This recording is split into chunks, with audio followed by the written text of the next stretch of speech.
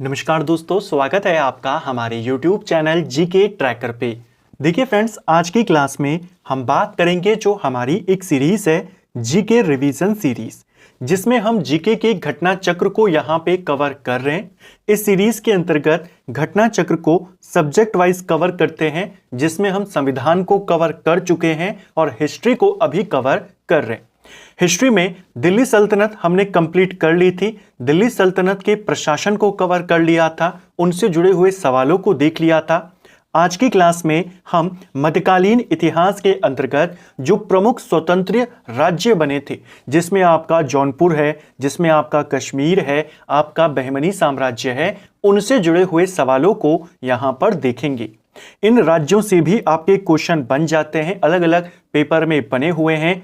तो जो question paper में बने हुए हैं उन्हीं को अतिरिक्त तथ्यों के साथ यहां पर देखेंगे। यह हमारी इस सीरीज की 22वीं क्लास है। अगर आपने इससे पहले की क्लासेस को नहीं देखा है तो आप उनको प्लेलिस्ट में जाके देख सकते हैं, और मध्यकालीन इतिहास में जो जो राज्य स्वतंत्र हुए उनको अगर आप डिटेल में जानना चाहते हैं तो उसके ऊपर भी वीडियो बना हुआ है, आप प्लेलिस्ट से उसको देख सकते हैं। तो चलिए दोस्तों, आज की क्लास को शुरू करते हैं। आज का हमारा पहला क्वेश्चन है, जौनपुर नगर निम्नांकित की स्मृति में स्थापित किया गया था। सवाल बना है जौनपुर नगर किसने स्थापित किया, ये नहीं है किसकी याद में स्थापित किया गया, ये सवाल है। जो जौनपुर नगर है इसे मोहम्मद बिन तुगलक की याद में बनाया गया था या बसाया गया था। ऑप्शन बी इसका सही उत्तर होगा। जौनपुर नगर की स्थापना मानी जाती है 1359 में। यह स्थापना फिरोज शाह तुगलक ने करी अपने चचेरे भाई, जिसका नाम था जौना खान। इसी जौना खान को मोहम्मद बिन तुगलक कहते हैं। इसी की स्मृति में जौनपुर नगर बसाया गया था। ठीक है, अगला, जौनपुर नगर की स्थापना किसने करी। अब सवाल है किसने करी, तो अब तुगलक आंसर नहीं होगा, अब आंसर होगा फिरोज शाह तुगलक। स्थापना इसने करी, इसकी याद में करी। ठीक है, 1359 में जौनपुर की स्थापना होती है। 1359 से लेकर के 1394 तक यह दिल्ली के सुल्तान के अधीन रहता है। लेकिन 1394 में एक व्यक्ति आता है जिसका नाम था मलिक सरवर। यह एक हिजड़ा था और इसने जौनपुर को स्वतंत्र राज्य के रूप में यहां पर बनाया, यानी एक स्वतंत्र वंश की स्थापना वहां पर करी। उसको भी हम आगे देखेंगे। नेक्स्ट है, निम्न स्थानों में से किसे भारत का सिराज कहा जाता है। तो भारत का सिराज यह कहा जाता था जौनपुर को। ऑप्शन सी हमारा सही उत्तर होगा। देखिए, जौनपुर के अंदर जो वंश स्थापित हुआ था उसे शर्की वंश कहा गया था। ठीक है, मलिक सरवर ने इस वंश की स्थापना करी थी। इस वंश का जो सबसे महान राजा हुआ उसका नाम था इब्राहिम शाह शर्की। यह इस वंश का सबसे महान राजा था। इसके काल में जौनपुर के अंदर या जौनपुर की संस्कृति इतनी ज्यादा प्रसिद्ध हुई, जौनपुर को भारत का सिराज या पूर्व का सिराज कहा जाने लगा। ठीक है, जो इब्राहिम शाह था इसी ने अपने शासनकाल में जौनपुर के अंदर एक प्रसिद्ध मस्जिद का निर्माण करवाया, जिसका नाम पेपर में पूछा जाता है अटाला देवी मस्जिद। कहां है? जौनपुर में है, इसी ने करवाया। ठीक है, इस मस्जिद के स्थान पर इससे पहले अटाला देवी मंदिर था, जिसे कन्नौज के राजा विजय चंद्र ने बनाया था। बाद में इब्राहिम शाह ने मंदिर को तुड़वाकर यहां पर मस्जिद का निर्माण करवाया। ठीक है, इसके अलावा झंझरी मस्जिद, इसका निर्माण भी इब्राहिम शाह ने करवाया। इब्राहिम शाह के ही काल में जौनपुर काफी ज्यादा फेमस हुआ और इसे भारत का सिराज या पूर्व का सिराज कहा जाने लगा था। ठीक है, जौनपुर राज्य का अंतिम शासक कौन था। तो जौनपुर के बारे में हमने ऊपर देखा कि जौनपुर की स्थापना किसने करी थी, तो मलिक सरवर ने करी थी। मलिक सरवर को ख्वाजा जहान के नाम से भी जाना जाता है। इसने मलिक उस सर्क की उपाधि को धारण किया जिसका मतलब होता है पूर्व का स्वामी। तो पूर्व का स्वामी किस शासक ने उपाधि को धारण किया, वो था मलिक सरवर। इसी मलिक सरवर ने जौनपुर के अंदर शर्की राजवंश की स्थापना करी। शर्की राजवंश में टोटल 6 राजा यहां पर हुए, जिसमें सबसे पहला मलिक सरवर खुद था जो संस्थापक है। मलिक सरवर के बाद मुबारक शाह आता है। मुबारक शाह के बाद सबसे महान राजा इनका इब्राहिम शाह आता है। उसके बाद महमूद शाह, मोहम्मद शाह। नंबर 6 जो था और अंतिम जो शासक था यहां का, उसका नाम था हुसैन शाह। ऑप्शन बी हमारा सही उत्तर हो जाएगा। ठीक है, नेक्स्ट है, नीचे दो कथन दिए गए हैं, एक को अभिकथन और दूसरे को कारण कहा गया है। कथन दिया है, जौनपुर को सिराज-ए हिंद के नाम से जानते हैं। कारण है जौनपुर शर्की काल में शिक्षा के महान केंद्र के रूप में स्थापित था। तो कारण सही है, शिक्षा का एक महान केंद्र यहां पर बन गया था, नया कला का विकास यहां पर काफी ज्यादा हुआ, जिस वजह से इसे सिराज-ए-हिंद या भारत का सिराज कहा जाता था। तो कथन भी सही है, कारण भी सही है और व्याख्या भी सही है। ऑप्शन बी हमारा सही उत्तर है। नेक्स्ट है, निम्न में से किस शासक ने सर्वप्रथम जजिया कर समाप्त किया था? तो इनमें से किसने जजिया कर को खत्म किया? जजिया कर को समाप्त किया था कश्मीर के राजा जैन उल आबिदीन ने। ऑप्शन ए हमारा सही उत्तर होगा। जो जैन उल आबिदीन था, यह कश्मीर का सबसे महान राजा था। अपनी धार्मिक उदारता के कारण इसे कश्मीर का अकबर भी कहते हैं और इसने यहां के हिंदुओं से जजिया कर जो लिया जाता था उसे समाप्त कर दिया था। ठीक है, इसके अलावा इसने गौ हत्या पर भी प्रतिबंध लगाया था। क्वेश्चन बनता है, कश्मीर का अकबर किसको कहते हैं? जैन उल आबिदीन को कहते हैं। इसने मूल्य नियंत्रण व्यवस्था को कश्मीर में लागू किया, जिस वजह से इसे कश्मीर का खिलजी भी कहते हैं। ठीक है, अगला, निम्नलिखित में से कश्मीर के किस शासक ने जजिया और गौ हत्या को समाप्त किया था? तो क्वेश्चन बना है, जैसे मैंने कहा, कश्मीर में जजिया कर को और गौ हत्या को समाप्त करने का जो काम किया था वो जैन उल आबिदीन ने किया था। ऑप्शन डी हमारा सही उत्तर होगा। देखिए, कश्मीर के बारे में भी हमने डिटेल में बात करी थी कि कश्मीर के अंदर 3 प्रमुख राजवंश हुए मध्यकाल से पहले, जिसमें था कारकोट राजवंश, उसके बाद आया उत्पल राजवंश और फिर आया लोहार राजवंश। तीनों राजवंश हिंदू राजवंश थे। ठीक है, 1339 के अंदर शाह मिर्जा या जिसे शाह मीर के नाम से जाना जाता है, वो कश्मीर में पहले मुस्लिम वंश की स्थापना करता है, जिसे शाहमीर वंश या शाहगीर वंश के नाम से जाना जाता है। जो शाह मिर्जा था, यह कश्मीर का पहला मुस्लिम शासक था। शमसुद्दीन शाह मीर के नाम से ये कश्मीर की गद्दी पर बैठा। उसी वंश में आगे चल के सुल्तान सिकंदर यहां के राजा बना और फिर सिकंदर का जो बेटा था जैनुल आबिदीन, वो यहां का राजा बना। ठीक है, तो इसका नाम आप ध्यान रखेंगे। अगला, निम्नलिखित में से कौन सा एक सुमेलित नहीं है? तो एक तरफ राजा दिए हैं, दूसरी तरफ उनके राज्य। राणा हमीर कहां के राजा थे? राणा हमीर मेवाड़ के थे, सही है। राणा चुंडा ये मारवाड़ के थे, सही है। मलिक राजा फारूकी ये खानदेश के थे, ये भी आपका सही है। मलिक सरवर ख्वाजा जहां, क्या यह मालवा का शासक था? गलत हो जाएगा, अभी हमने इसके बारे में ऊपर पढ़ा।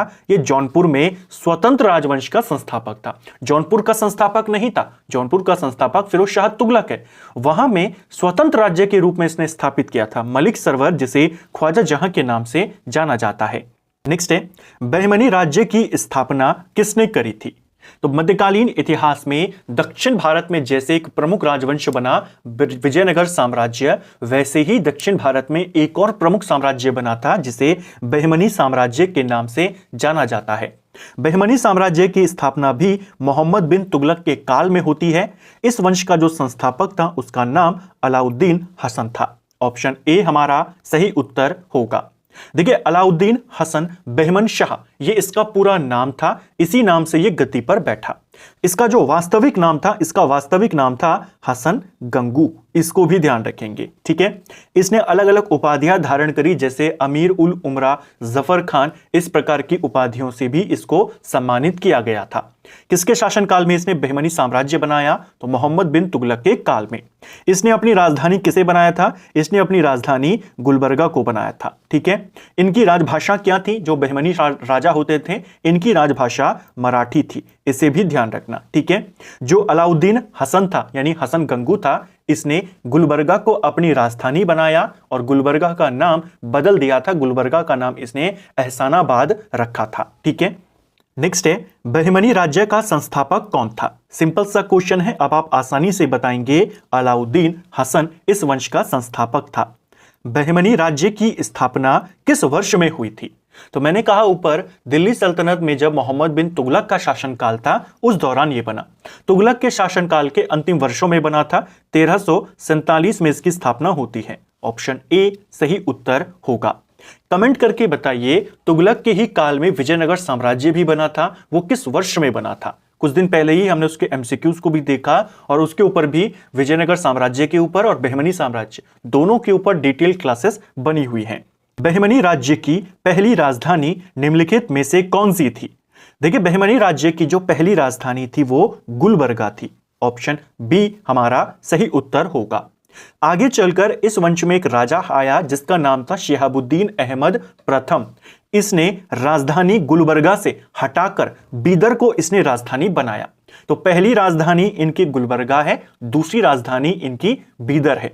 जिस प्रकार गुलबर्गा का नाम राजधानी बनाने के बाद एहसानाबाद रखा गया था, उसी प्रकार बीदर का नाम बदलकर मोहम्मदाबाद रखा गया था। ठीक है, जो ये शिहाबुद्दीन अहमद प्रथम था जिसने राजधानी परिवर्तित करी, इसे अहमद शाह वली या अहमद शाह संत के नाम से भी जाना जाता है। ठीक है, इसके न्याय और इसके धर्मनिष्ठा के लिए इसको इस नाम से जाना जाता है। नेक्स्ट है, बहमनी राज्य स्थापित हुआ था। अब देखिए, फिर से वैसा क्वेश्चन आ गया जिससे मैं आपको बताते हुए रहता हूं हर बार कि इस टाइप के क्वेश्चन अब बनने लगे हैं। बहमनी साम्राज्य आप जानते हैं 1347 में बना।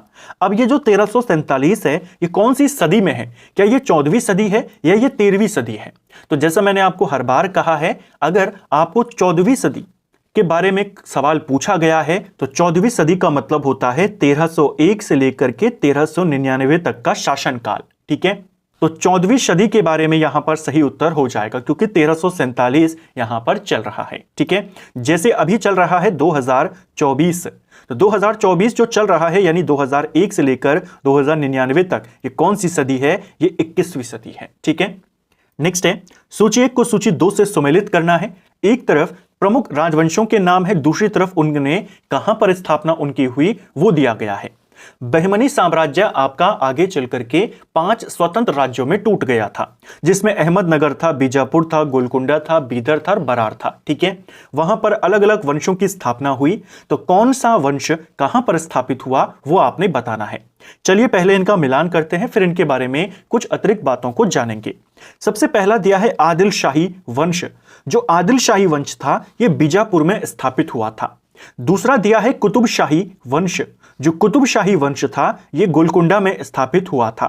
निजाम शाही वंश अहमदनगर में स्थापित हुआ और शर्की तो आप जानते ही हैं जौनपुर में हुआ। ठीक है, तो सही क्रम क्या बना? 2 3 1 4। 2 3 1 4 इसका सही उत्तर है। 2 3 1 4 ऑप्शन डी। अब इसके कुछ अतिरिक्त तथ्यों को जानते हैं। जैसे मैंने कहा, बहमनी साम्राज्य का जब पतन हुआ तो 5 स्वतंत्र राज्य उसमें से अलग हुए।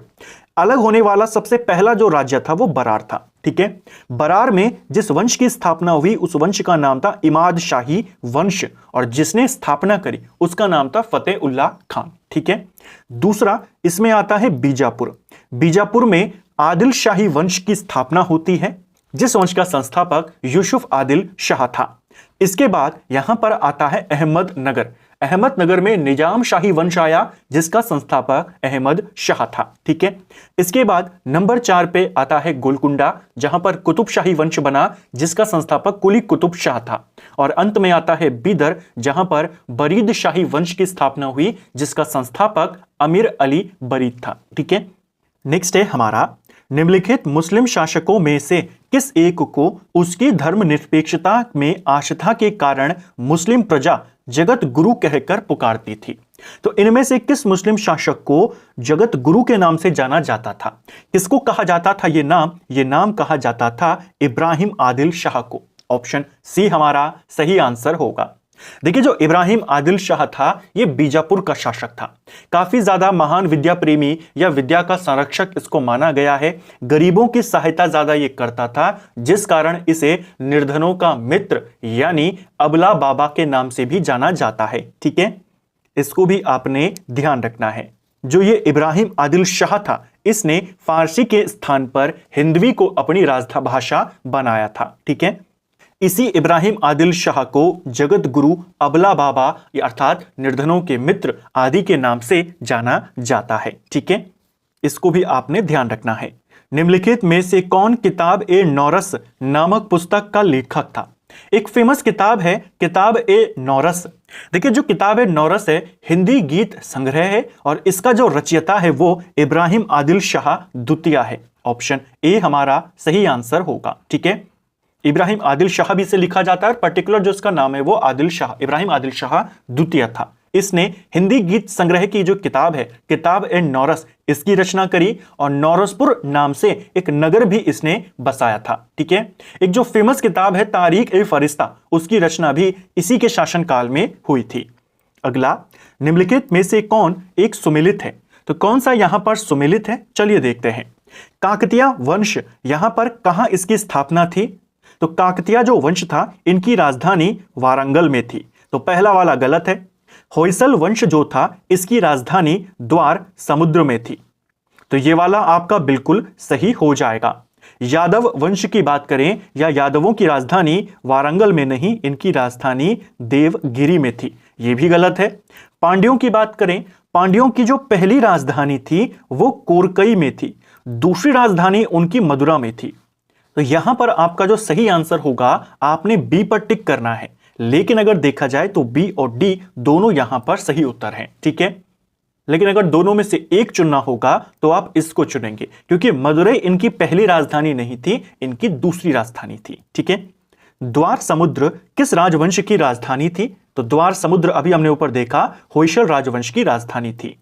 सूची 1 को सूची 2 से सुमेलित करना है, एक तरफ राजवंश है, दूसरी तरफ राजधानी है। पल्लवों की राजधानी कहां थी? पल्लवों की राजधानी कांची में थी, यानी पहले का उत्तर 2 है। पांड्यों की राजधानी मदुरै में आ जाएगी, यहां पर कोई कंफ्यूजन नहीं है, बी का आंसर क्या हो जाएगा? 3 हो जाएगा। यादवों की राजधानी देवगिरी में है, यानी 4, और काकतीय वंश की राजधानी वारंगल। 2 3 4 1 इसका सही उत्तर होगा, 2 3 4 1, ऑप्शन बी। अगला, निम्न में से कौन सा राजवंश महिला शासक रुद्रमा देवी से संबंधित है? देखिए, एक प्रसिद्ध महिला शासिका हुई मध्यकाल में जिनका नाम था रुद्रमा देवी, ये किस वंश से संबंधित हैं? ये क्वेश्चन बना है पेपर में, काकतीय वंश से संबंधित हैं। देखिए, काकतीय वंश जो आपका था ये वारंगल पे शासन करता था, वारंगल यानी जो तेलंगाना वाला इलाका है वहां पे शासन करता था। इस यहाँ पे जो वारंगल है, यहाँ पे एक राजा हुए जिनका नाम था गणपति, उनका कोई पुत्र नहीं था, तो उनकी पुत्री ही रानी रुद्रमा देवी के नाम से गद्दी पर बैठी थी। ठीक है, किस वंश की रानी है? तो आप कहेंगे काकतीय वंश की। अगला, रुद्रमा देवी के संदर्भ में निम्नलिखित कथनों पर विचार करें और सही कथन को चुनें। चलिए देखते हैं। रुद्रमा वारंगल के काकतीय वंश की चौथी स्वतंत्र शासिका थी, पहला वाला कथन आपका सही है। देखिए, जो काकतीय वंश था, इस वंश में जो पहले राजा हुए, जो प्रमुख राजा हुए, जहां से ये स्वतंत्र होना शुरू हुआ, वो थे प्रताप रुद्रदेव। प्रताप रुद्रदेव के बाद महादेव और उनके बाद गणपति देव यहां के राजा बने, और गणपति की ही पुत्री थी यहां पे रुद्रमा देवी। तो चौथी यहां पर शासक है, स्वतंत्र शासक है। ठीक है, दूसरा, उसने दक्षिण तमिलनाडु के पांड्य, उड़ीसा के पूर्वी गंग शासकों और देवगिरी के शेवना शासकों को पराजित किया था। यह वाला कथन भी आपका सही है। इन सभी राजवंशों को किसने हराया था? रानी रुद्रमा देवी ने हराया था। ठीक है, तो दोनों कथन आपके सही हैं। निम्न युग्मों में से कौन सा वाला सही है? चलिए देखते हैं कौन सा कथन सही है। अदीना मस्जिद ये कहां पर है? अदीना मस्जिद आपके मांडू में स्थित नहीं है, तो ऑप्शन ए इसका गलत है और आपको यही वाला बताना था। जो अदीना मस्जिद है आपके वो बंगाल के पांडुआ में स्थित है। ठीक है, लाल दरवाजा मस्जिद जौनपुर में है, दाखिल दरवाजा गौड़ में, 3 दरवाजा अहमदाबाद में, तीनों आपके सही हैं। दक्षिण भारत के पॉलीगार कौन थे? तो दक्षिण भारत में जो पॉलीगार होते थे, किनके लिए यह शब्द कहा जाता था? जो क्षेत्रीय प्रशासकीय और सैन्य नियंत्रक होते थे उन्हीं को पॉलीगार कहा जाता था। ठीक है, यानी बेसिकली एक सामंत टाइप की उपाधि थी। जैसे हम सामंत नियुक्त करते थे, उत्तर भारत में देखते थे कि राजाओं ने अपने सामंतों को यहां पर नियुक्त किया, उन्हें अलग अलग नामों से जाना जाता था, उसी प्रकार दक्षिण भारत में सामंतों को पॉलीगार कहते थे। तो क्षेत्रीय प्रशासक और सैन्य नियंत्रक जो होते थे उन्हें कहा जाता था पॉलीगार। ठीक है, इसको आप ध्यान रखेंगे। तो फ्रेंड्स, ये था हमारा आज का वीडियो जिसमें हमने जीके की हमारी जो 22वीं क्लास है जीके रिवीजन सीरीज की, उसको कवर किया। मध्यकालीन इतिहास में जो प्रमुख राजवंश हुए उनसे संबंधित जो पेपर में सवाल बने हैं उनको तथ्यों के साथ कवर करने का प्रयास किया। अगली क्लास में हम मध्यकालीन इतिहास का जो सबसे इंपॉर्टेंट टॉपिक है मुगल साम्राज्य, जहां से बहुत सारे क्वेश्चन आपके बने हुए हैं, उसकी शुरुआत यहां पे करेंगे। उम्मीद करता हूं आपको आज का वीडियो पसंद आया होगा। अगर आपको ये वीडियो पसंद आया है तो वीडियो को लाइक करें, चैनल पर नए हैं तो चैनल को सब्सक्राइब करें, अपने दोस्तों के साथ शेयर करें। वीडियो आपको कैसा लगा कमेंट बॉक्स में हमें जरूर बताएं। Thank you friends.